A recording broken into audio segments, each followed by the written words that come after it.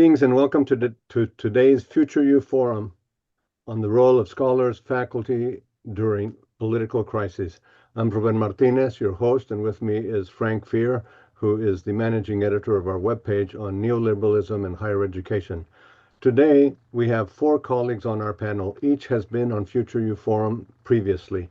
They are Jennifer Ruth, professor in the School of Film at Portland State University, Jack Truthout, Professor Emeritus Human Dimensions of Organizations and Anthropology at UT Austin, Nathan Rousseau, Professor of Sociology, Indiana University at Columbus, Indiana, and Adrian Lenardic, Professor of Planetary Science at Rice University. Welcome, all of you. Happy to have you on board. So the order of comments and presentations is going to be Nathan first, then Jennifer, then Jack, then Adrian. Adrian will make comments, what we would consider to be discussion comments after the presentations and the discussions that follow. So without further ado, Nathan. Much, and it's good to see all of you, and I'm looking forward to our discussion. I have a prepared statement, and shortly after stepping down as chair of the Federal Reserve this year, Jerome Powell spoke at the JFK Presidential Library in Boston and called universities, courts, Congress, and the central bank the foundation of the nation's democracy, and warned that a single administration's decision to remove officials for policy differences could set a precedent for future administrations. This was surely in response to President Trump's unilateral decision to remove agency officials despite federal laws that require a cause for dismissal. It might as well have been in reference to the unilateral decision to make dramatic cuts in funding for public education, the NSF, and the NIH. Far more reaching is the OMB's recommendation that political appointees oversee federally funded research. The stated goal is to improve the transparency, accountability, and oversight of federal agencies to demonstrate compliance with White House priorities. Top-down policies in the name of transparency, accountability, oversight, and compliance have worked their way into every social institution, consistent with the neoliberal perspective to regulate and defund public institutions while viewing the negative consequences of the private sector as externalities. What I'm going to talk about is how and why universities have been complacent or complicit regarding these trends and make some suggestions for change. I'm going to go into a little bit of history and then be up to date for what's happening now. The role of education in American society has continuously been a subject of debate. Is the purpose of education to provide skills for employment or produce an informed public? Well, one could argue that the function of education is to teach both. What we find today is that education is not meeting either of these goals. And I hate to say this because all I'm doing is piling up more criticism of education. Private investment and paternalistic philanthropic activities in a stratified system of education have always been the case.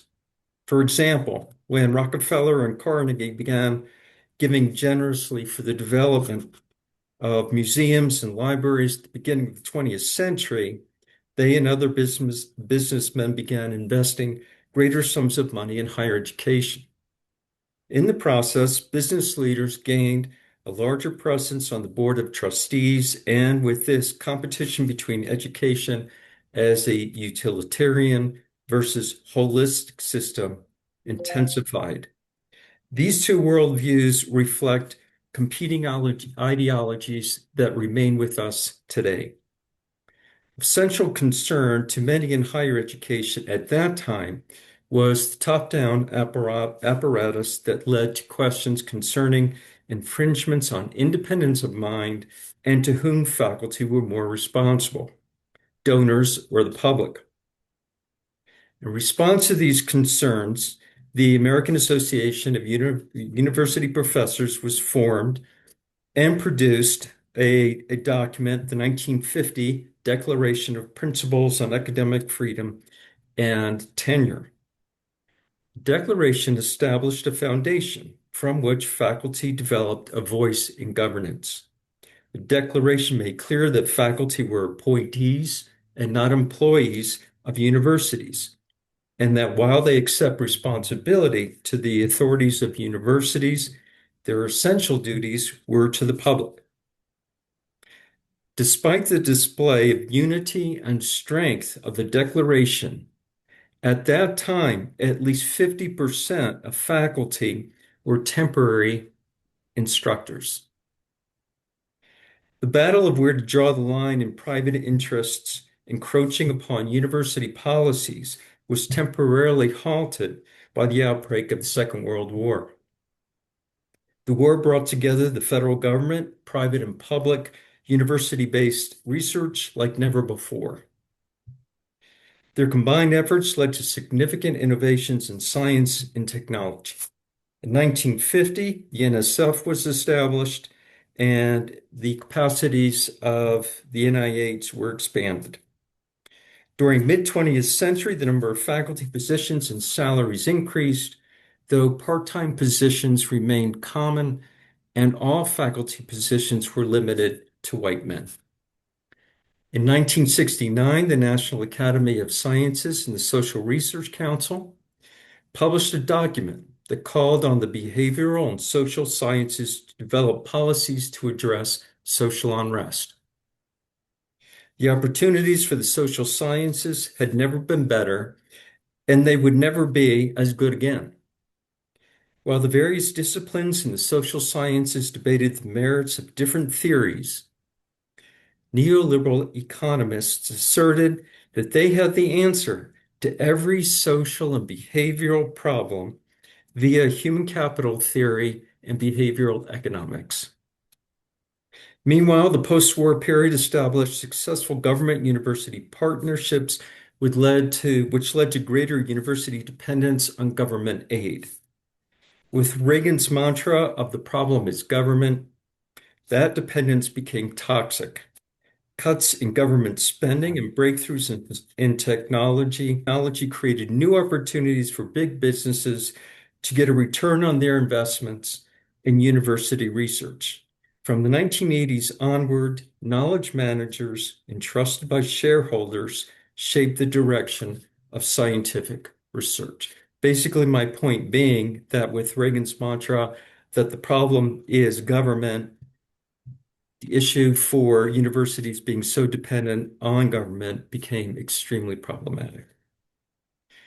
Reagan's views were greatly influenced by Milton Friedman, who argued that public education is a form of socialism, and that compulsory attendance at school is not necessary to achieve a basic standard of literacy and preserve democracy. He's a good neoliberal. The perspective that emerged was that education is a private investment, a form of human capital, and that neither government nor business have a social responsibility to invest in education. Education is a private good that benefits individuals, but the collective result of an educated population does not benefit society. While this may sound irresponsible to many, what I'm describing is only an extreme version of what has almost always been the case. Throughout American history, higher education has been stratified within academe and has reflected the stratified conditions of society in general. As such, the differences that already existed and the quality of education were intensified by the introduction of neoliberal policies. From Reagan onward, few American presidents have seriously challenged the nation's course of maximizing class differences. As the dominant political parties have failed in addressing the extreme differences in opportunity, political polarization has intensified. In this environment, it is not unusual for a charismatic individual to acquire power by asserting that he or she alone can solve country's problems. Populists gain power through social vacuums created by political tensions. Populists feed on divisiveness and add to it. During times of extreme polarization, it is easy for different sides to forget that they need each other to avoid becoming what they claim to oppose, authoritarianism. 51% of the US population voted for Mr. Trump in 2024. Based on their vote, this slight majority apparently believe that the solution to the nation's problems requires eliminating government programs and dismantling a system of checks and balances, essentially reducing the size of government while consolidating the president's power. Today, while the idea of Make America Great Again means different things to different people, for many, it is an inspirational message that counts for more than any claims associated with truth.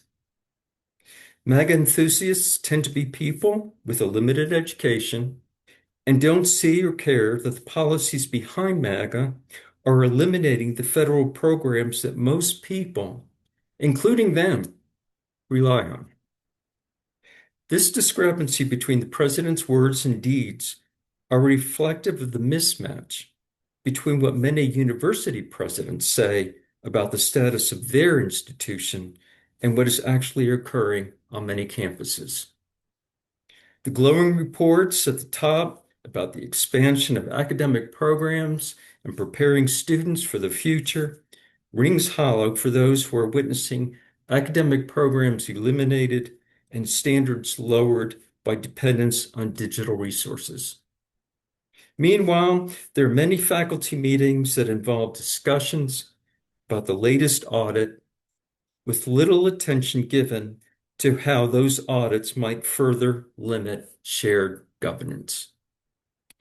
Part of the problem is that today's use of market-based discourse does not easily lead to engagement about the existential circumstances that faculty face.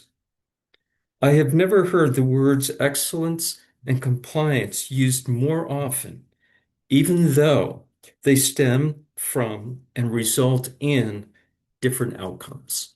The educational system has not produced a population that can recognize authoritarian tendencies in its leaders and the threat they pose to democracy.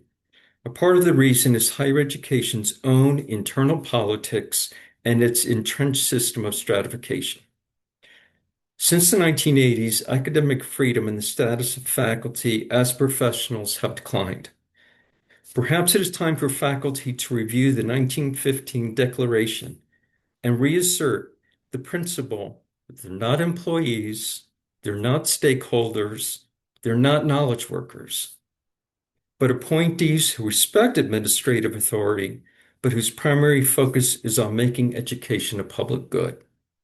Administrative oversight that undermines this focus is anathema to education.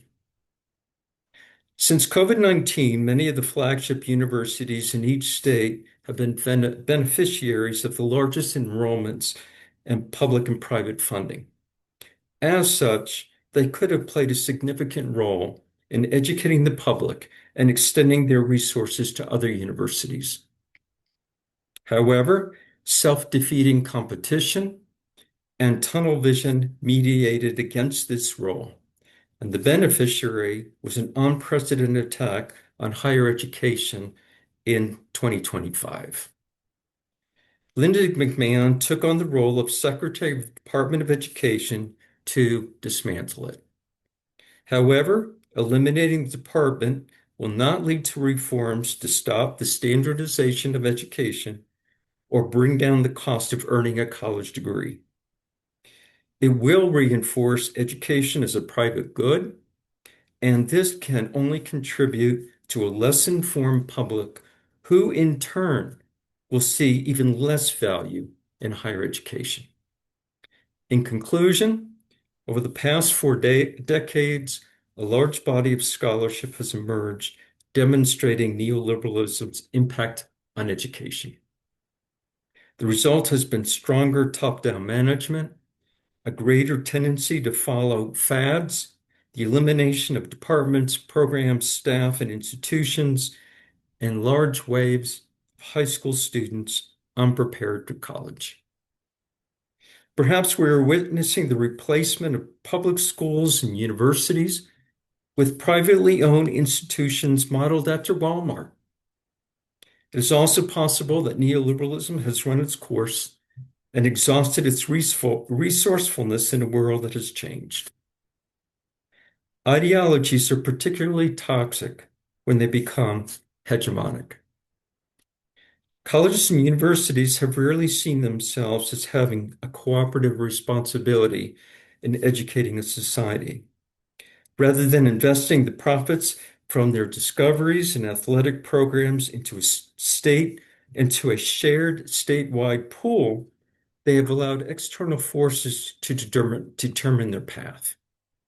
Competition between researchers, departments, and universities, even when they are part of the same institutional system, has contributed to their being more susceptible to outside influences that see education as a private rather than public good. The major universities have capitulated to believing, perhaps not in thought, but in deed, that striving for an independent stance is impossible and expressing an independent voice is dangerous, then they are setting a poor precedent for what it means to be an informed and engaged citizen. By establishing their own marketing strategies, universities could enact policies that safeguard neutrality in an environment of competing ideas. By developing their own entrepreneurial priorities, universities could promote the return on investment of being an informed citizen, which is a lot of money. However, doing these things requires that colleges and universities maintain independence from the political and economic ideological battles that rip democracies apart. There are individuals and organizations that do important work in furthering the value of education, but these efforts are not enough. To safeguard universities, I suggest that the major universities take the lead in establishing networks between all colleges and universities willing to take part in protecting their dwindling independent status. Thank you very much, Nathan. Thanks for setting that broad context. At this point, and for bringing out the idea of authoritarianism. At this point, we want to turn to Jennifer and hear her comments. Thank you so much. Thank you, Ruben, for having me on the forum. And thank you, Nathan, for that. That was really, it hit so many of the most salient points, and I really appreciate that. And I actually want to mention, in light of what you said, what the prompt was for this panel that Ruben gave us. Today, American democracy is under a coordinated assault that undermines democratic practices and promotes authoritarian rule. The question that arises is, what should be the role of scholars and faculty during these dark times? Getting that prompt and that phrase, dark times, of course, brought to mind for me Hannah Arendt and Men in Dark Times. And I think one of the things that Arendt does in that book, where she talks about Rosa Luxemburg and Jaspers, her mentor, is thinking about people who can have flickers of light when the darkness is overwhelming. And being, honestly, this is going to sound corny, but hearing you take us through stuff that I've been thinking about and have thought about for many years, and the narrative that I understand, hearing you speak it is precisely what Arendt talks about in terms of the in-betweenness and the conversation where your reality helps me believe in my reality. And reality becomes a little bit more stable during a period in which it's almost impossible to discern truth from fact.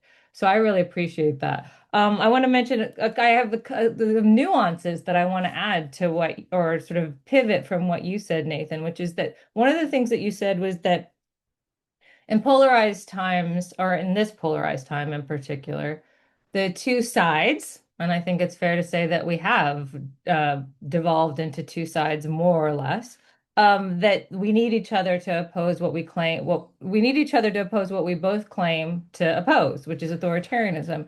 And that we as in faculty haven't properly educated enough people to recognize authoritarianism. Quick point about, I think we don't want to overstate what our capacity is in our 2 years or 4 years with people, and that we don't have the responsibility to, we can't educate everyone. And so there's a sort of the overstating our capacity is part of the sort of grandioseness that I think has become an easy thing to criticize about us. But the more important point is that the other side does claim to recognize authoritarianism, and it claims to see it in the left, right? It sees left authoritarianism, left fascism. It claims that the left is more responsible for political violence than the right, when we know with data shows that that's not true. And looks very much from, at least I'll just speak for myself, my position as a kind of bad faith opportunism and cynicism. I can't say for sure is actually bad faith opportunism and cynicism, but that's certainly what it looks like. When, for example, 2 days ago, maybe one day ago, I'd have to check my screenshot, Elon Musk, world's first trillionaire, richest person on earth. Elon, in regular contact, however fractious, with the White House. He posts an edit from Joseph McCarthy saying one communist on the faculty is one communist too many. And that followed the day before Trump on Truth Social claiming that communism is the greatest threat to America, uh, beyond Pearl Harbor, beyond 9/11, he tweeted.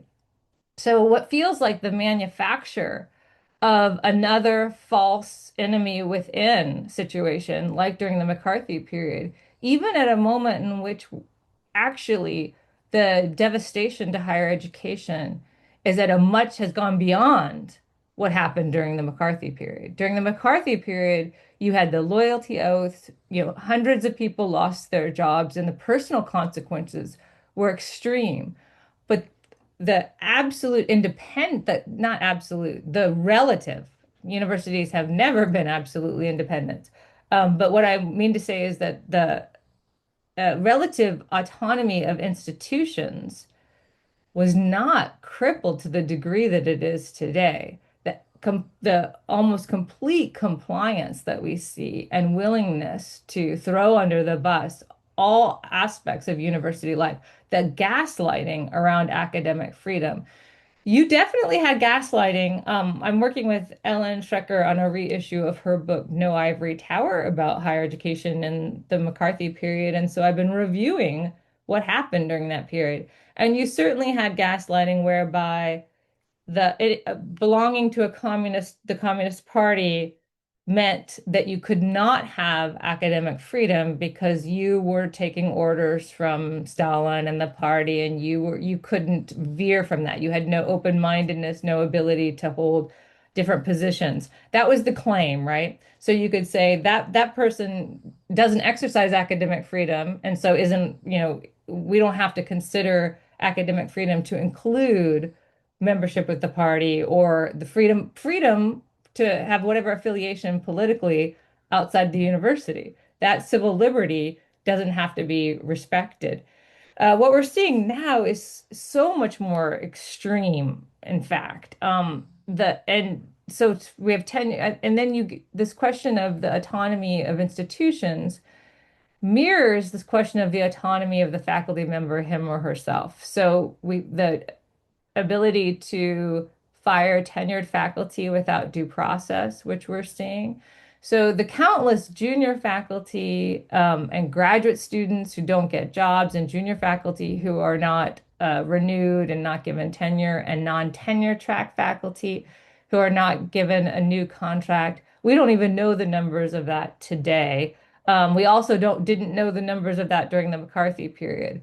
But I think it's pretty clear that in sheer numbers, we're now seeing greater devastation. And that includes whole graduate students in programs that now there are no departments for. So, one of the things that is particularly concerning to me, there's so many things, right? But one thing that when I think about it, I feel most uneasy is the creation of all these civic centers and institutes across the country through Republican legislatures predominantly and right-wing donors. And you poach, I'll take North Carolina, Chapel Hill. Um, the North Carolina Chapel Hill, they hired someone from Duke, a classicist, a right-leaning, and remember, it would be so great to go back to that time when we didn't think about, we don't say when we hire someone, how did you vote in the last election, right? That's completely irrelevant and inappropriate. But it is salient now to say you poach a right-leaning classicist from Duke to head up, I forget the name of the institute that's, promotes civic engagement, et cetera, to lead this center. And then that person has carte blanche to hire whomever they want. So it's not philosophers hiring a philosopher. It's this classicist building out a whole institute that then through the board members can then be determined to have a major. It can be determined to have to offer the courses that fulfill core education, general education requirements. And these are the carrots, the legislatures offering the money. These are the carrots that universities are grabbing onto that then replace that the sticks are eliminating gender studies, ethnic studies, all these programs that evolved organically. Granted, originally with the civil rights movement, it was pressure from Black students, Asian American students, pressure for universities to democratize and to reflect the reality on the ground in America. And then when that pressure succeeded, it organically evolved within the infrastructure of shared governance, et cetera. Now we have outside legislatures offering huge tubs of money, the creation of these programs that are pushing out at the same time that they're actively being eliminated, these other programs. And we're seeing the fundamental transformation of universities and public universities in particular. UT Austin has a program that's similar. Florida, it's happened massively, right? These centers. So we're seeing the transformation of higher education in order in such a way that ideologically what students are going to be getting in their general ed, the majors that are going to be available to them are going to be around free market thinking, conservative, Western European, civilizational kind of ethos kinds of philosophies. And they're not going to be exposed to the world that we've come to know and come to believe is important that our students also know if they want to engage as citizens in the world. Ideologies that you started off with, Nathan, in terms of should donors or should the public determine or shape or guide what higher education offers, and the 1915 Declaration of the AAUP. And I just want to mention one thing. It's more just kind of an adding more context to what you said, which is that the 1950 Declaration said we must be able to bite the hand that feeds us. Faculty must be able to say, I don't really care, Stanford, Miss Stanford, the Stanford woman who first fired Ross and helped to create the AAUP indirectly. I don't care what your philosophies are. I'm going to teach what I want to teach or what I think is important within my discipline, what my discipline thinks is important. In 1940, the AAUP created the academic principles on academic freedom, and it developed the tenure system. And as you rightly said, before that period, but also throughout from the beginning through to today, predominantly we've had lecturers who do not have access to tenure and the protections of tenure. But in 1940, the tenure system was created. And as Timothy Kaufman Osborne talks about in the Autocratic Academy, what it did was it said, which is a huge, huge mistake. The 1940 statement said, the boards do have final say, but should delegate authority over day-to-day matters to the president, and authority over curriculum should be then delegated to faculty. And faculty who have tenure, the creation of this horizontal system of independence, tenure and due process. Only peers get to decide. We decide if someone's work within a discipline is worthy of their being tenured. We decide whether or not what they've done is such a violation of such a violation of disciplinary standards or so subpar that they can be fired. We decide those things, not people outside of our discipline. So it sort of built out this little pocket, but it left the general hierarchy intact, unfortunately. And it didn't really then, uh, think through what would happen when and I say this advisedly, the gentlemanly obligation of board members to delegate authority was no longer honored. And what we've seen, of course, it is the profound politicization of board members. I want to finish my little bit here by mentioning a conversation I had with a board member at my university during the 2 years ago when universities were embroiled in uh, the situation where the national mainstream media was demonizing students who were trying to raise the alarm about the genocide in Gaza. And the demonization of them meant that administrators everywhere were willing to go along with that demonization in order to appease donors, board members, and the Biden administration first, and then the Trump administration.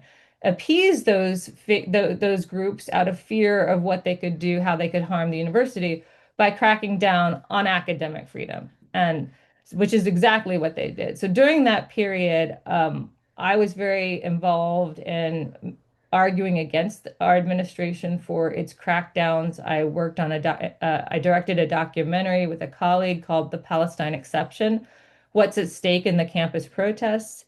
And the president asked me to speak with a board member, a former president by way of the current president, to a board member, not because they thought that I could educate this board member, more because they were in that moment, I think, actually appeasing me. But the board member and I were talking, and the board member said, I was arguing that this board member was a part of a task force called Building Bridges between Jewish and Muslim or faculty the community. So first we have a board member actively involved in the activities on campus, which is, even by the rules of the Association for Board Members, is a no-no. He's actively involved. And as you could imagine, there were all kinds of problems with it. And he also was someone who very much felt that the students were sympathetic to Hamas, that he was not particularly sympathetic to the idea that there was disproportionate violence against Palestinians. So this is the context. And he's created this task force that I believe was doing much more harm than good. And I was not alone in feeling that way. And that's why we were talking. And I said, I don't think you should be, whatever sort of form, some kind of dialogue. And I have all kinds of problems with the way those things played out. But whatever form it might take, you shouldn't be actively involved. You're a board member. And so junior faculty, et cetera, are not going to feel comfortable speaking, given that you do have a very particular viewpoint on this. And he said, it's my job to make sure that important discussions about current events are happening on campus. And happily, in that moment, I was on my feet enough to say, it is not your job. It is faculty's job. And you don't know whether or not we're doing that. You're not in our classrooms. You're not in our faculty senate meetings. You literally are not there. And so there's all kinds of conversations happening that you don't know about, and you're presuming that they're not happening. And what's terrifying to me is the degree to which people like this board member, people with huge, huge megaphones in the public sphere, they presume to know what we're doing. They presume to know how we're teaching and what we're teaching, and then to demonize and caricature us on the basis of that. And they have been wildly successful in doing that. What worries me is the degree to which we sometimes have some of our colleagues participate in that as well. So the Vanderbilt report, the Yale report, where they validate, our academic colleagues validate this narrative of alleged indoctrination in sociology and disciplines like that. When they validate that, that's particularly disturbing because to me, it reminds me of something I've seen throughout my decades of teaching, and I'm sure you all have too, where we think we do it right in the classroom, and all of our colleagues are doing it in a much more ham-handed kind of simplistic way. When we don't actually know, we don't actually know. And when we actually do have to evaluate our colleagues and sit in on their classrooms, we're often very impressed. So I don't have any way to sort of bring that into some kind of conclusion, but I do think that the lack of independence in at the level of the universities in relationship to the way in which finances have expanded for research has led us to be so much more dependent on the government. This question of independence is at the heart of it. Professional independence to determine what we teach and how we teach it, and the degree to which that has been undermined at every level. And it has a lot to do with the lack of respect for any kind of profession in society today. I'll finish there. Thank you very much, Jennifer. Really appreciate your comments and to hone it in on shared governance and on academic freedom and the issue of autonomy, both for the university and for faculty as well. I am reminded at the broader level of Mitchell's work on when he stated that all complex organizations ultimately become subject to the iron law of oligarchy.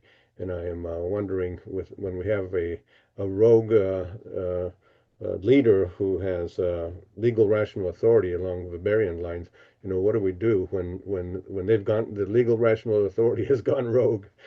Jack, I'll turn it over to you. All right, thank you, Ruben, and thank you, Jennifer and Nathan, for your comments. I, there's some really interesting things that come out of all of this. I was sort of struck right at the beginning by the comment Nathan made that initially the thinking was that faculty were appointees, not employees. I've never heard that before.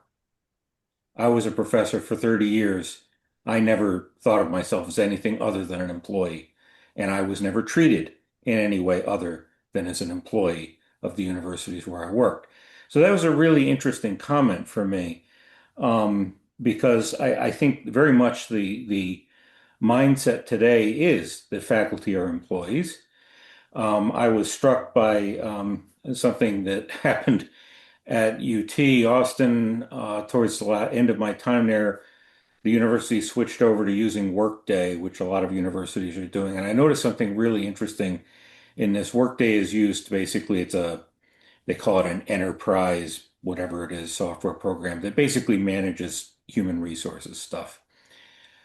And I was struck when I went to look at something to prepare for my retirement that the role of chair of my department is now supervisor. And I thought that was really striking. It's one word, but it's really striking because it completely changes the relationship among faculty in terms of what a chair is and what a faculty member is. And of course, people working in the staff, that's probably how they think of it. They think of the chair as supervisor. And, I've said to many people over the years that, the chair of the department is not my boss. But that is not how the chair of the department is perceived certainly by people and staff. And maybe this is one of the problems with having so many people working in administration who've never stood in a classroom and who haven't been a professor, is they don't really understand the structure of collective governance and what that means, and then what the roles are in relation to that. But I wanted to sort of turn this around a little bit, and ask, I guess, another question is, Nathan, I think you mentioned, the complicity of universities in sort of these changes with neoliberalism. And I think probably the tone of that would suggest the complicity of administrators in that, which is certainly significant. But I'd like to ask about the complicity of faculty in this. And I think that's a very important question to ask because I've thought about what I did. I went into academia because I could basically do what I wanted to do. And I was really interested in something. And so, I spent my time doing research and teaching. Um, I didn't spend too much time thinking about uh, what my role was beyond teaching and research until later in my career. And I started, thinking about, I guess, what I would call the selfishness of faculty. And I remember the chair of my department several years ago making a comment that really struck me, and it started changing my way of thinking at UT Austin. And she noted that we were kind of complaining about the fact that the faculty governance at UT Austin is exceedingly weak. It has been. I went there in 2000, and basically the faculty council has no power at all. It never has had any power. And we were talking about that, and she made an interesting comment. She said, well, we're really well funded. So all we have to do is focus on our research and be happy. And I thought, yeah, you're right about that. It was really easy at UT to simply not engage in bigger questions of what's the purpose of the university? What's my role as an educator? I could just hide and do my research and teach the classes I had to teach. And I didn't have to really think about these kinds of questions because I was in an endowed position. I had money to do my research. I could just do what I wanted to do. And I thought she made a really important point that this tended to create a sort of a collection of faculty who were disengaged from the larger questions of, again, what the role of a university is and what my role as an educator is. And in fact, I think another thing that's connected to this, particularly with large research universities, is how many faculty really think of themselves as educators as opposed to researchers. I think this depends on the type of institution that you're at. But again, at UT Austin, often the goal was to avoid teaching. That's what everybody was trying to do, was trying to teach as little as possible so they could do their research. Why was that the case? Because we were only judged on the basis of the quality of our research. UT Austin had a system where in 25 years there, I never had a cost of living increase. The only raises we ever got were merit raises. And the basis of merit was your research production. And to give you an idea, when the department I was in set up its first sort of arrangement to figure out how we would allocate basically rewards for, performance, the initial allocation was that if you published a book, you would get a $4,000 raise. Now, it never worked out that way because there was never enough money for that. But if you got really good teaching evaluations and were a good teacher, you got a $250 raise. That sends a very clear message to faculty about what matters, and teaching isn't it. Being an educator isn't it. So I think one of the things that really troubles me about what has gone on is that faculty have largely, in many places, simply shrugged their shoulders and not paid attention to what's happening in the university, not paid much attention to the changes that have been going on because, well, as long as it doesn't affect me, who cares? I can do my research. I can teach my one class a semester or two classes a semester and don't have to worry too much about these things. Um, I think another problem connected to this is the fact that, uh, I mean, I'm looking at the age of this panel, and I'm guessing not one of us ever had anything about how to teach during our PhD. I didn't. Was not required to even think about that. My introduction to teaching was one of the faculty went on leave, and he liked me when I was in his graduate seminar, so he said, "You're going to teach my class on physical anthropology." Okay, great. He said, "I'll help you out too." Oh, great. That's great. And he helped me out. He gave me a copy of his syllabus. Um, and so that was my training in teaching. I think many of us had that kind of experience. And so one of the things that I think is really a problem here is that the institution itself and the people who work at at the institutions of higher education don't give much thought to what the purpose of higher education is. They're not encouraged to give much thought to what the purpose of higher education is. Rather, they're employees whose job it is to do research and teach a class or however many classes they have to teach, and then go home and do whatever they need to do. And the structure simply hasn't been there, and we haven't been encouraged to think along those lines. And, people being selfish and focused on their own things, they don't spend too much time thinking about that kind of stuff. And I think that's unfortunate. And so one of the questions that came up here is, what should the role of faculty be in addressing the problems that we're facing right now? And I think that's a big part of what the role should be. I think what we're doing in this panel is part of that, but I think there has to be a much broader discourse among faculty about what we're doing. And the answer to that question shouldn't be, well, I'm doing research and I'm teaching my classes. It should be, what does it mean to be a professor? And what is our role in society as a professor? I don't think that discussion happens much. And in fact, I don't think I've heard it happen at all in my years as a professor. And I think that's very unfortunate. And because this has happened, I think we're responsible for what's going on at some level. This is not simply a matter of outside external forces and conservatives and all this kind of thing. It's also a function of faculty themselves just not wanting to be involved in that stuff. I just want to go teach my class and do my research and go home.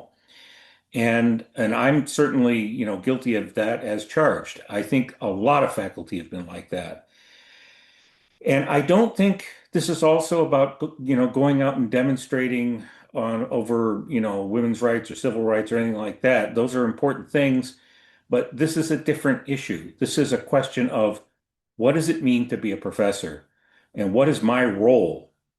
And is my role to do research and to teach? Or do I have some other role in society that I should be expressing and developing and communicating with other people about? And um, so to me, that's, I think, a really significant question that needs to be asked. And it needs to be asked really hard right now among faculty themselves is, what are we doing here? And if the answer is we're just teaching classes and doing research, then I don't know if the neoliberal problems matter all that much because we're just teaching classes and doing research.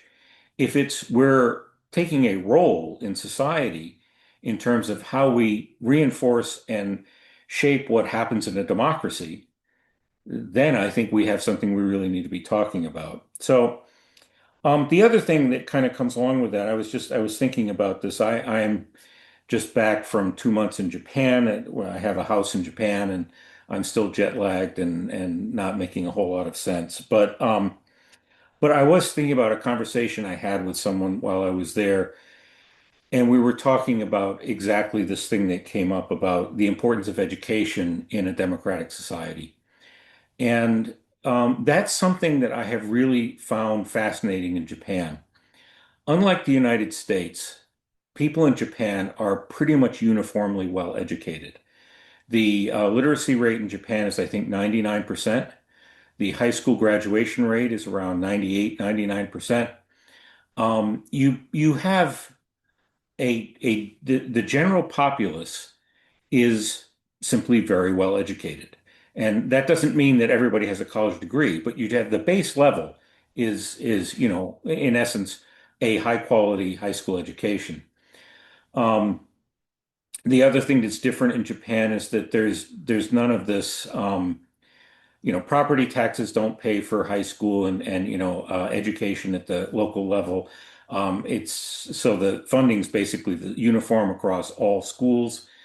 And there's a national curriculum, which I think is a really good idea. We should have a national curriculum. We should have some statement on what everybody needs to learn to be a good citizen and a member of a society. And that's something we refuse to do in the United States, and that's a problem. But the reality is that in Japan is that you have this well-educated populace, and that does not mean, and I think this is one of the interesting things, is that it does not mean they are deeply engaged in politics. They aren't. In overall, there's a great deal of apathy in Japan, and there's not a lot of direct engagement. But there is, I think, an awareness of what a democracy is and an awareness of what authoritarianism is. Of course, Japan went through it, so they have a sort of immediate awareness, even if young people aren't that aware of it anymore.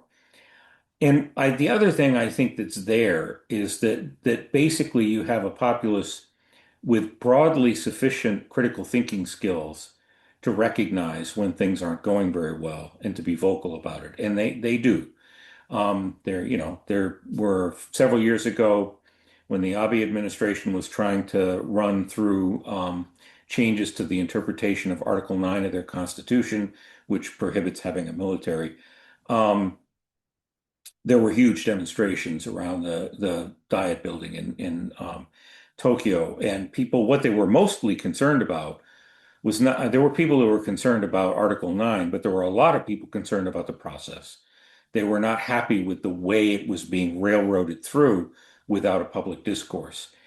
And so what you had was a population that could recognize that there wasn't being a public discourse, recognize they were being left out of the conversation, and then they went out in the streets and demonstrated. I don't see that in the United States right now. I don't see a populace that seems to be able to adequately recognize what's happening and then draw conclusions and decide whether they're for it or against it. I just don't see that being what's going on among large groups of the American population. So again, I think for me, what really needs to happen is that there needs to be a much more intense and broad discourse among faculty. And I think it needs to go beyond college. It needs to go into the schools as well about what it means to be an educator and what our role is in society. That's a conversation that isn't happening very well, and I think it needs to happen. The other thing I would just add, sort of in conclusion, was something very funny that I heard because I think Nathan brought up MAGA and Make America Great Again. Someone in Japan said what that stands for is Make America Go Away. The rest of the world is really sick of the United States right now. Really sick of it. I can't tell you how many people commented while I was in Japan over the last 2 months about how frustrated, tired of the United States they are. And the general comment is, what the hell is wrong with you people? This is not the country we thought you were. And I had to kind of say, well, yeah, it kind of is the country we are. It's just that it's been hidden for a while. But I just thought that was very funny when this friend of mine said, yes, make America go away. Thank you very much, Jack. I appreciate you bringing in the reward structure. I certainly think that the corporatization of the university has, particularly young faculty, has their noses to the grindstone so close that they don't have time to see the broader movements in the larger society. And I also agree. I mean, I don't know if you said this explicitly, but the senior faculty, I think, have forsaken their role by not speaking out, not being active over the years. I mean, Frank and I have been pushing these ideas for over 10 years, and one of the things I learned throughout the process is colleagues, even in the social sciences, really did not know, and still many do not know what neoliberalism is, right? So we're in a pickle, so to speak, as the democracy is undermined, and the American practices do continue to go away as we take society toward a totalitarian or authoritarian society. Adrian? Thanks. There's a lot to thread together. So I'm going to start with the thing that, jumped out right near the end. Jack touched on something that I jotted down that Jennifer said, and I think you put it as maybe we overstate our case and we lose a little bit of the public that way. I think that is something, yeah, we can start to think about. As a member of the public, detaching myself, hearing too much about orthodoxy without thinking about what's actually happening can really get on my nerves, right? So I think this comes back to what Jack said.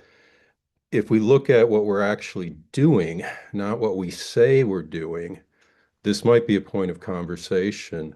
So I agree. It came to me later. I'm also in a research department. Research is heavy. When we interview faculty, we have a research statement, maybe a teaching statement. The question of what do you think the role of the university is never discussed. I haven't heard it discussed in faculty meetings. I haven't heard it discussed anywhere.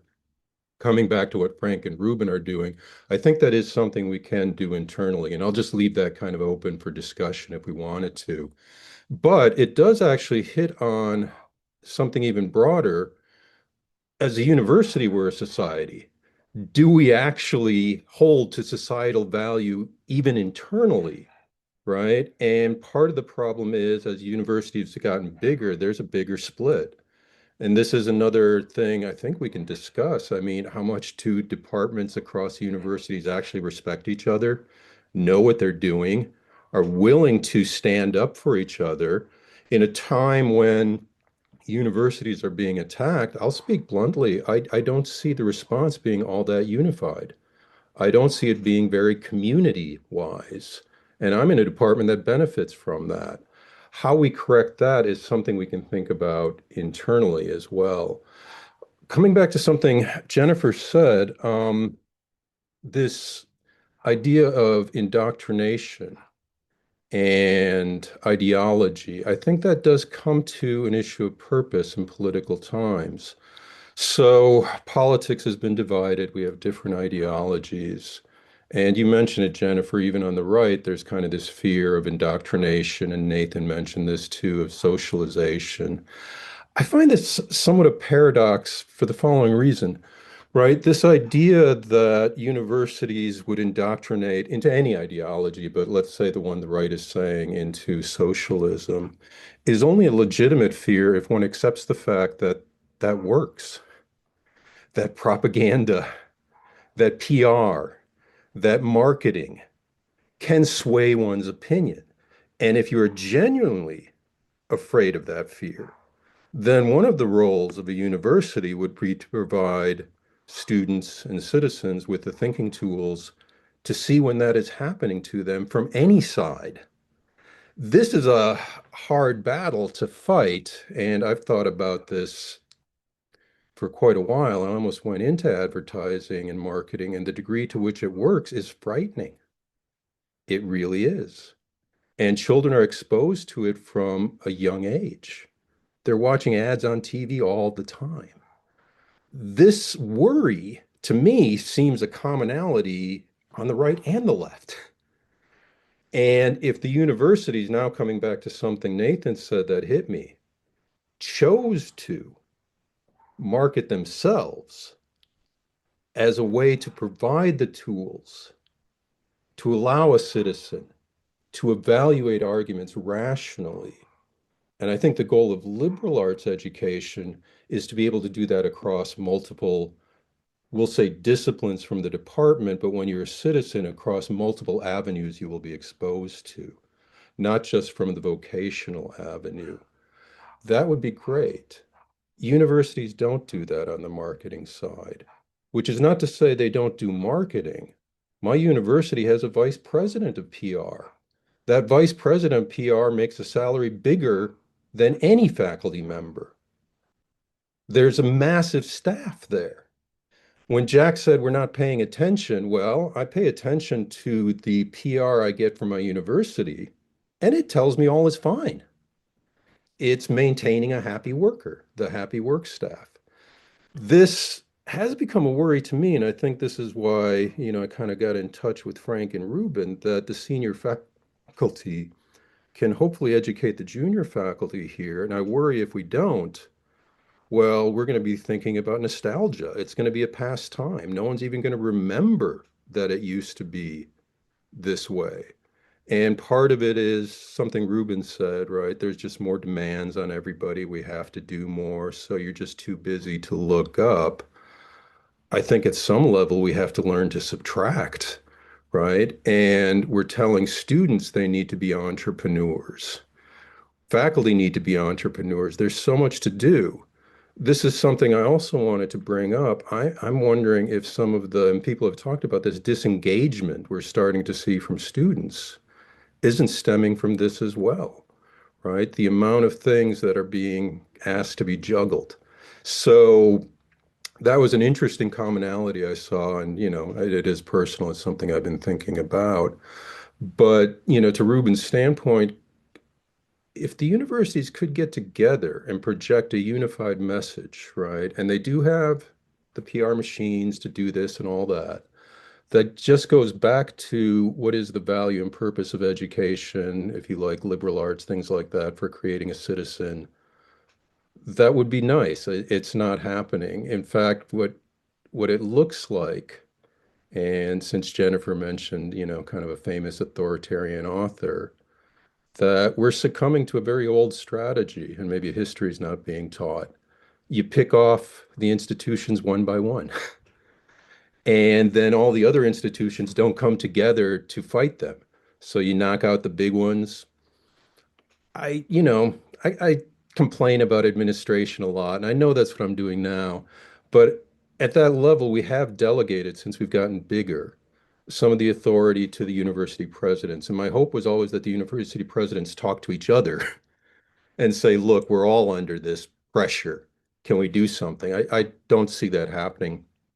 I think as faculty, maybe we can push that and help it a little bit, but it seems a challenge. The last thing I want to say that is a commonality I saw throughout here, I guess relates to the idea of liberal arts education, freedom, things like that. So there was a book, I forget the name of the book, Noam Chomsky was an author. This wasn't even the point of the book, it was about education. But they did a survey at institutions that call themselves liberal arts institutions. And they had a list of 7 things that defined a liberal arts education. And they asked faculty, senior, junior, alumni, students, can you at least just tell me what a liberal arts education is, why it values, citizenship and society? And the percentage that could answer that across the board from alumni on down was, I think, less than 20%. So when most of us at the institution now don't even know what our purpose is, it's very hard to defend our purpose to the public. And again, as a member of the public, I can look at some of the defenses and they sound so high-minded, right? Without actual practice, without actual backbone, without actual support. It's unfortunate. So I'll just kind of leave that as talking points with the last one here, right? That when we say society and community, and I heard this come up a few times, that we might be losing that even internally as a community to even really fight back against these things. Do we respect each other across departments? I'm going to say it outright. I'm in a science department. I have science friends who don't. Part of the reason is what Jennifer said. We don't even sit in on each other's classes. We don't have time. We don't build that community. We sort of lose that unity, and we forget what the purpose is. And to me, this was the whole discussion, right? The political crisis, what's our role? that is the role of the university itself. And again, I'll just echo what I said, right? Part of that role has always been to provide people with the tools to evaluate arguments kind of across the board and to not fall into ideology, right? And ideology leaves no room for uncertainty. That's just it, right? So there aren't those discussions. I have to say, right? And even me on the science side, I think we can do better because for me, what we're talking about is an issue of ethics, right? And as a scientist, I know that ethics doesn't come down to ones and zeros and there's no theorem. There's different ways to run it. But I think we forget that in all our fields, we can teach the ethics of the field. So as a scientist, we have ethics, the Mertonian norms, right? They were always there. They're not something that you get from a book. At least I didn't. You get it from socialization. And what I've started to worry about is how our students socialized at a university, right? It's not what it used to be. And part of that could be size, right? But there really isn't that exposure to evaluation of arguments, evaluation of ideas, and this level of mutual respect and community. And how we rebuild that to me has been really the thing, once I got in touch with you guys that I've been thinking about, that senior faculty can do that for younger faculty, that we can start thinking about asking the question of purpose. And I'll leave it at that and leave it open to discussion. Thank you, Adrian. Really appreciate your comments as well. As I was coming through my higher education experience, as I was going through it, at least in sociology, there was a lot of discussion and books were coming out regularly about whether or not it was possible to be value neutral as faculty and as researchers.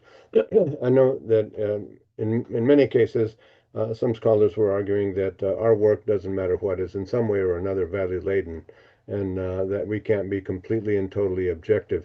But it seems to me that that expectation and demand that we be objective and value free or value neutral in many ways constrains us in a corporatized setting because we don't really want to step out of that role. Even in these dark times, I mean, here we are, the nation is moving toward authoritarianism, and few of us are speaking out. I mean, there's a lot more courage by those members of society who are protesting against ICE, and in many cases, getting beat up and violently so. And that also takes me to the next comment, and that is the repression and the fear that we are living in publicly today. I mean, it's everyone knows that at any time if you speak out, they can come for us, right? In one way or another. I mean, that's a real threat. It's not just fancy on our part. So I'd like to open up the discussion, having made those two comments, and then happy to kind of, if you raise your hand, I'll kind of call on you and go around. I really appreciate you bringing us around to this question of, because it's in the higher education literature, this idea that we're not objective anymore. We're not value neutral. And thus we're responsible for what's happening to us because we are indoctrinating, because we have become these Marxist mills. And actually, I want to say some other things about that. But Adrian, can I quickly ask you to clarify?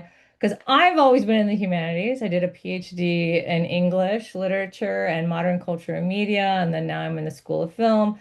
So I've always been in the liberal arts world. When you said, I'm just going to say it outright, the referent for that was we don't respect what other disciplines and departments do. Were you saying that people outside the humanities, I mean, maybe I'm projecting because I'm from the humanities, but people outside the humanities, people in the sciences, buy into the mainstream narrative about what the typical humanities professor is up to these days and don't respect it? Oh, I wouldn't say we buy into that narrative per se. I think it actually stems back to what was called kind of the culture wars. with the rise of postmodernism, and I think it's left its scar, right? So this led to a debate between, let's say, the humanities and the sciences, and it's kind of gone away. But a lot of people in the sciences still feel that scar when they feel that the humanities are saying there is no truth, everything's relative, Mm. right? There's the kind of culture wars. This goes back to C.P. Snow, right? Yeah, yeah, I yeah. thought we had gotten over that, but we haven't. So no, it's not so much, the narrative being presented today as Right. kind of I this see. throwback to the postmodern. But the other one is, I guess I was saying this in kind of a straw man way to spark discussion. Let me put it this way: we don't know what we're doing. We don't know what other people are doing. Let's We don't. that sort of side, and part of Yeah, that has become the commodification and business sort of side of yeah, things, what Jack was saying, where there's just so much to do. The other reality is that there are some departments which are not as, let's say, vocal in standing up against what's happening as others, and that's just a reality. And part yeah, of that could simply be that, what Jack was saying, that we don't really think about the purposes of the greater good within the university, but we do tend to become a little bit selfish and think we're doing okay.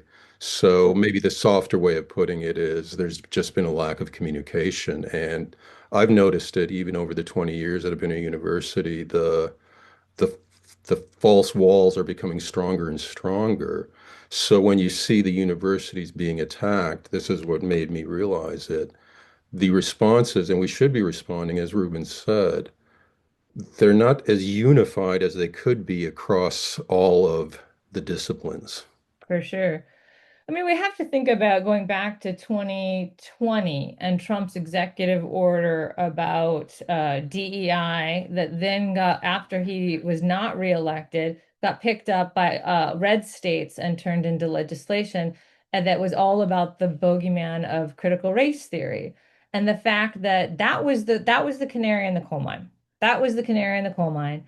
And we did not mobilize to defend our colleagues' ability to teach critical race theory. We did not. Too many people either looked the other way because, and to take Jack's point and yours just now, Adrian, our department was doing fine or my research was doing fine and that was didn't concern me. I didn't have a dog in that fight. Or because we believed the ridiculous narratives about critical race theory out of our own fears around race or whatever. So we didn't mobilize, and that was the canary in the coal mine. And then we could trace a history very, very, very detailed from that moment to today, all of the different things that were then added on by the far right and now the mainstreamed right to attack higher education on different grounds that we then still didn't come together to mobilize around. One thing I do want to mention about this question of indoctrination and ideology that I think is an important cultural and historical context when I started, I also, Jack, you're right. Like the seminar that I got in graduate school for teaching, the first day, the professor said, "This is really just a course where you don't have to do anything and you can work on your other courses." So I didn't get any of that, but but when I did start off teaching, nonetheless, so I finished my PhD in '99. There was very much a sense that university professors uh, teach adults. We don't teach children. So we're not we're we the idea that we can so easily, and you were suggesting asking this question about does indoctrination work, that we can so easily indoctrinate our students is absurd because they're already to some degree formed and they can think for themselves already. And I actually open almost all of I teach very well, what now, when I started teaching fascism in film, it was not particularly, contentious or super relevant. Um, and now it is. And so I do, and there's an organization called Parents, and this speaks to this point of infantilizing our higher education student population. That is what's happening, and it's particularly in Texas, the infantilization of the students and the appeal to parents. Parents, do you want your UT Austin student learning that it's bad to be white? Parents, do you and that goes hand in hand with the attempt to privatize K through 12 and the whole voucher campaign. But the sense that students, I open my classes with my particular, I actually think that it's incumbent on us, and this brings us also back to, this touches on Ruben's point about value neutral. It's incumbent on us to treat our students as adults and to say to them, and to not pretend that we're omniscient, and to say, I have a viewpoint. This is it comes from research and thinking and all comparing different points of view. So I'm not saying it's an opinion, right? It's more than opinion. It's a judgment. I have a judgment around certain things, a critical thinking judgment around things. But I'm thrilled to be teaching adults, because even if I wanted to, I couldn't make you think like I think, or couldn't make you agree with me if you didn't want to agree with me. I always start that way. And it does diffuse the sense that I think, this sense that I'm this leftist raging person that they can, I'm knock on wood, have not gotten complaints, but I always expect to, because it's so common and it's so easily weaponized these days. But what I was going to say is that it is a scary moment. So there's an organization called Parents Defending Education that originally just was a Moms for Liberty type group that was focused on K through 12, and it's expanded into higher education, and it's changed its name to just Defending Education. So what they do, and this speaks to the fear that the repression and the fear. What they do, one of the things they do is they submit public records requests for faculty across the nation. For all of our emails. So my university got a request in 2025 for all of my emails from 2023 to 2025 that mentioned Trump, that mentioned fascism, that mentioned Israel, that mentioned Gaza. And so I had to help my university, or I actually didn't have to. They could just go in and get all my emails and send it to this organization. So far, nothing has come of it, but they paid, universities can charge administrative fees for this kind of work. And my university said that they charged the highest amount that they'd ever charged, over $10,000 for my emails. And the organization was like, sure. So you can imagine the pockets of this organization. And you can imagine that even if my emails never become part of some kind of campaign with them, the chilling effect that creates. And again, it's parents defending education. It's this infantilizing of our students and treating us as if we have the ability to indoctrinate when we don't. As y'all were talking, I wrote something down that I want to share with you. Our entire society today is based upon markets, and this is something that neoliberalism has produced. And markets are probably one of the most unstable things there are. And so you get a society that is going to become incredibly unstable. The result of this is that people will tend then to believe in something absolutely, or believe in absolutely nothing. This leaves no room for humanistic thinking. And with humanistic thinking, you do see universals. You do see that there's a human condition. You do see that everyone needs to eat, everyone needs water, everyone needs shelter. And you do see that we have built a world on top of a world and separated ourselves from what we are, which is a part of the natural world. And I don't know if that sounds goofy or not, but I would say existentially, that's reality. Another part, and this is my last comment, another part of recognizing or thinking more humanistically is that there are things we know. There are things that academics actually know. And oftentimes, those are things that are outside of our discipline that we can and should have a viewpoint on and express it. There are times when there's no place for timidity, and there are times where there's no place for arrogance. And both of those exist way too strongly in and outside of academia. Finally, a humanistic way of thinking also recognizes that there are things we don't know. And that's when you keep your mouth shut. And so humanistic thinking does not allow yourself to become ignorant.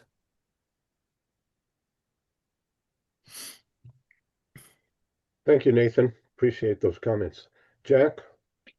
Yeah, well, I guess one thing that came up as Jennifer was talking is that we should actually be happy that we're seen to be so incredibly powerful that we can indoctrinate adults. I do think this is actually, I was really interested in that comment, Jennifer, because I do think there's been this infantilization of students. And I've actually had students come to me after classes and say, we really appreciate the fact that you treat us like adults. But it's really changed. It's like, we're not supposed to fail them. We're not supposed to do anything that might suggest that they are adults who make their own decisions. And so I think that that's a problem. And it points to, I guess, what I would describe as systemic problems that we have. And Adrian raised this issue of unified response among departments. And, we all actually do share common interests.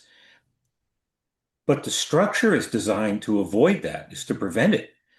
If you think about the way the universities are structured today, where we compete for funds, we compete for bodies, which lead to funds.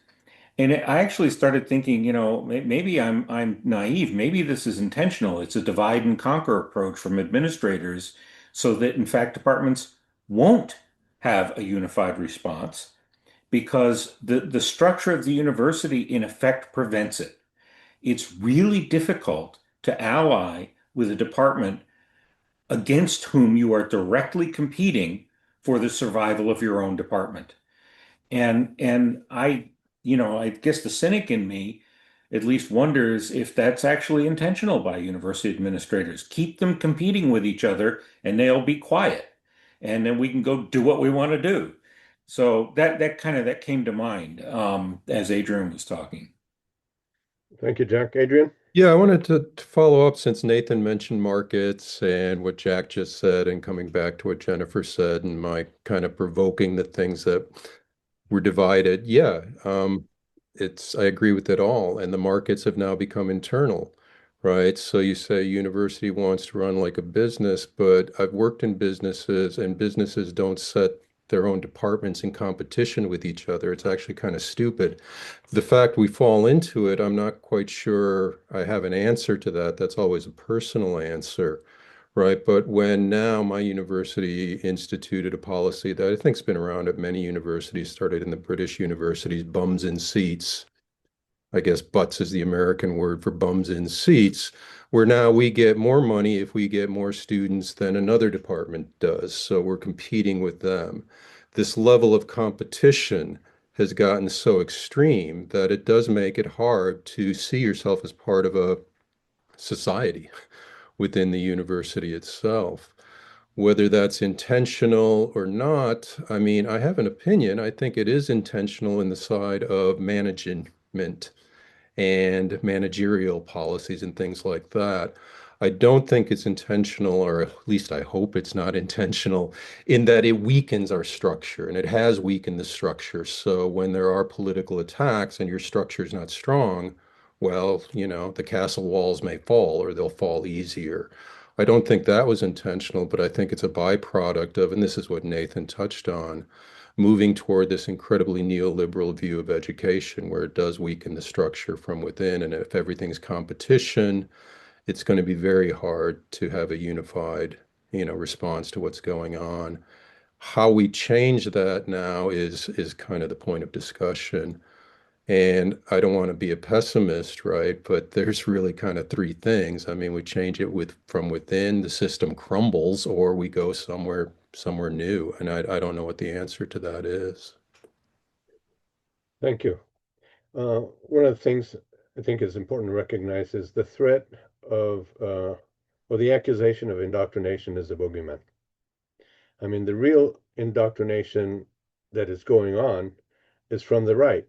They're eliminating courses, they're eliminating departments, they are doing all of those things, book banning in the libraries, taking things out of libraries, all of that kind of stuff. All of that leads to indoctrination. I think the point of their spear is over in Texas, where now the legislature has required that the Bible be studied in public education. I mean, if that's not indoctrination, what is, right? So the right has very much launched an initiative wherein they are narrowing what people can learn, what students can learn, and it's to reduce to what they believe the world should be like and what people should understand about the world. And faculty just are a bunch of idiots who have these kind of abstract, glossy ideas that don't seem to matter to them at all. Jack? Yeah, I think that's there, and I think that kind of intersects with another connected problem. And it's that administrators in many institutions only measure the value of a department or even a faculty member in terms of basically monetary value. And so I spent a couple years after I retired adjuncting at Clark University in Worcester, Massachusetts, where they're having all kinds of financial problems and their enrollments went way down, and so they don't have enough money. I think quite rightly they were giving thought and they were engaged in restructuring the university. I think that's probably something you had to do. But one of the things that was just astonishing to me was that one of the things that the administration seemed to be very clearly pushing for was eliminating the Department of Language, Literature, and Culture. And it's just, I mean, I don't know what actually happened with that, but that was the conversation. And I thought, what that says is the administration doesn't value the learning of other languages and the learning about other cultures. And the question is, should that be valued regardless of what it costs? And their answer is no. It matters what it costs, not what it contributes. The other thing that really worried me, and I think this is something that's happening with language teaching, I think a lot of administrators who have, many of whom come out of disciplines where they have no experience with other cultures or with language or anything like that, think, well, what the hell do you need to have anybody learning language for? We have AI. It'll do it. And there's like no concept that learning another language changes the way you think about the world because you realize not everybody puts the world together the way I do. That just doesn't seem to matter. And that's what it sounded like was going on at Clark, was that it didn't really matter to teach language because again, you've got AI, so why would you bother with that? And so I think you've got this coming from multiple directions. And the part of the problem is it's coming internally from administrators who really don't seem to value the knowledge and the things that the departments and faculty do. They value what it costs. That's really the issue. Yeah, unfortunately. So we're getting very close to the end here. I want to give an opportunity to each of you to make some final comments, either in response to what has been said recently or whatever you want to close with. So I think, Jennifer, you had your hand up first. Yeah, I think we've all talked with slightly different valences around the contemporary issues, and some of us have stressed more neoliberalism and structural issues, and some of us have tilted more towards this question of political repression and authoritarianism. And I think it's important to make the point that the neoliberalism really softened the ground for the authoritarianism. So when you have a situation in which, as Jack was saying, there's no sense that, well, to be a university, you need to teach languages because languages are part of how we shape our mind, and we need to be able to consider other cultures, et cetera. Or to be a university, you need history departments.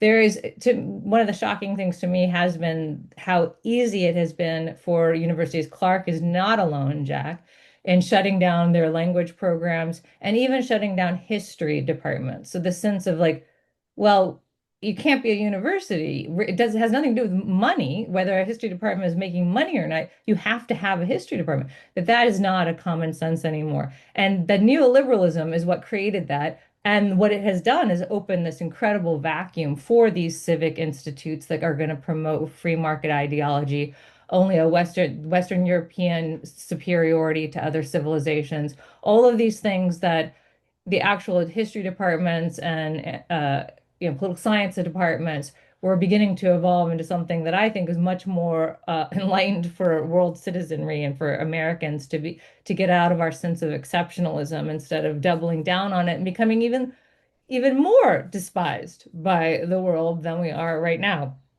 I want to finish by just bringing it back to Ruben's point about this question of value neutral and objectivity. It's been something I've been writing about for a while.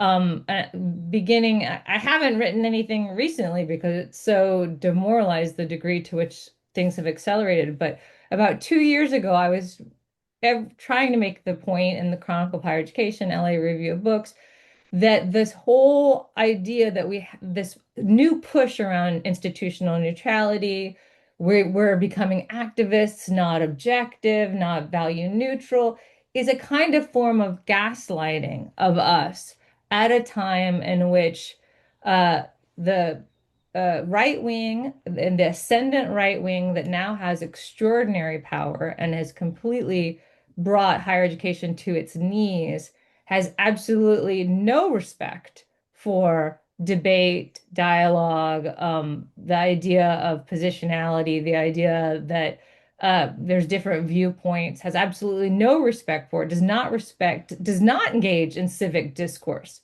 has fundamental contempt for the so-called other side, right? So it's a form of gaslighting that, if to the extent that we internalize it, we do create our own timidity, our own silencing, and we're that much worse off. So one thing that I've been writing, I'm just going to read from one of the things that I wrote a few years ago, because it speaks directly to Ruben's question about what do we do at a moment as scholars when we've been socialized to understand our role as to not indoctrinate, to be open, to be respectful of different viewpoints, to try to create the sort of Socratic dialogues. One of the things that makes it really difficult is for us to call out the degree to which the narratives about higher education are so profoundly caricaturing, distorting, exaggerating as ways to help a right wing that was losing ground. Remember after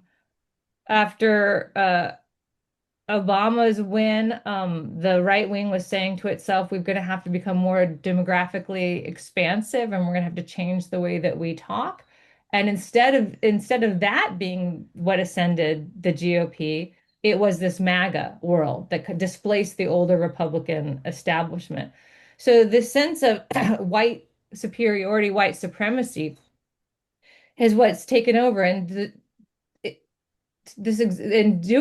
hobbling higher education has been a way to do that. The culture wars have been a way to do that. So what I wrote was that it's extraordinarily difficult for faculty to call this out, to call out this fascism, essentially, while claiming to do so from a position of political neutrality, right? It instantly positions you as left, Democrat, but a great deal rides on our understanding that this is a catch-22.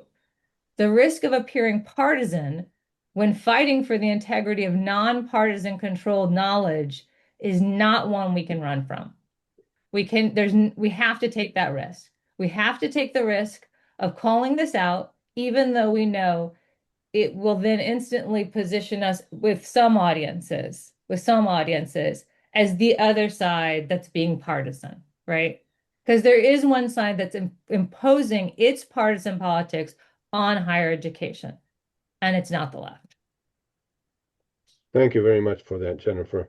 I'm reminded of, in Germany, as the country was headed toward Nazism, that much of it occurred because people did not speak up, did not stand up. Adrian, you had your hand up. Yeah, I think Jennifer has just come back to, what I found is this odd paradox I've been trying to get my head around, right? If people really fear indoctrination, then what you should value is dialogue, debate, open discourse, all the things we've had for a while.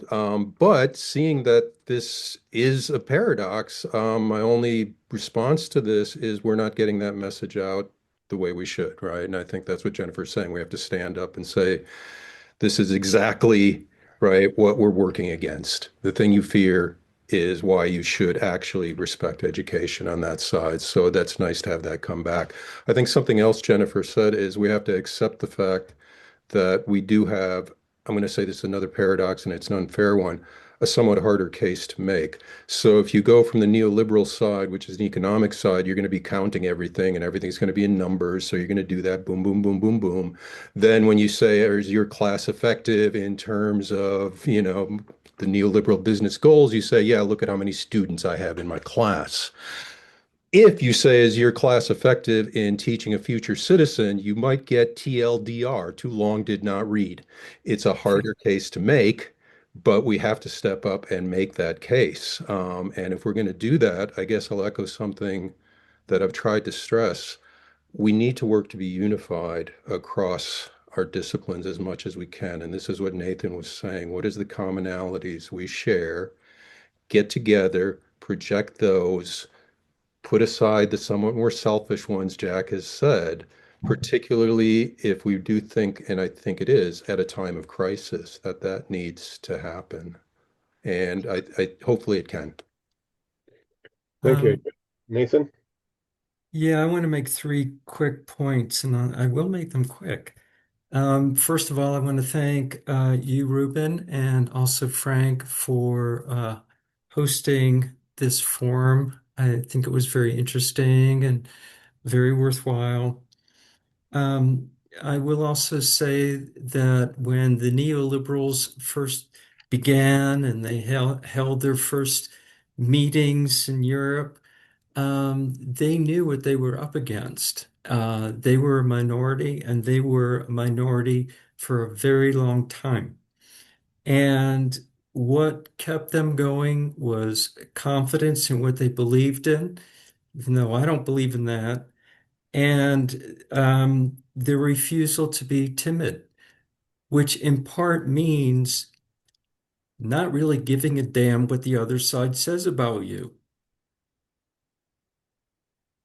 The Exactly. last the last thing I want to say is that I recognize that we're all very, very busy people, but I think we ought to form a rock band and go on tour and give talks like this at different campuses. Essentially, be people who start a conversation and go to campus and have people listen to what we're saying at these different campuses and encourage a wider dialogue.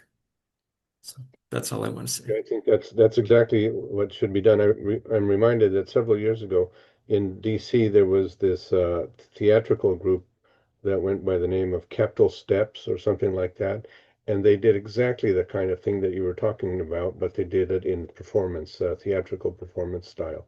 It was fantastic. Jack? Not much more to add other than what's been said, but I love Nathan's idea. I do think that's something that we really ought to seriously consider is how to get these points out to the academic community as a whole. And also maybe in doing that, also reinforce the very concept of an academic community, which I think is just collapsing. And so I think, there does need to be some way to get this beyond the people that might watch this. And I think bringing it in person to campuses would be a very effective way to do that, and it's something that I hope we can look into. So it's a great idea. To campuses and other venues, because Yeah. we really need to join the public discourse out there because, only the power of the electorate is going to help us move this halt the direction it's moving and change it because authoritarianism, we all agree, demands compliance and conformity allows it to progress. And so I agree with all of you and appreciate your emphasis on a collective response and a collective resistance. So thank you very much for joining us today. On behalf of Frank and myself, I really appreciate the time that you've taken and hope that we can get it on the road sometime soon.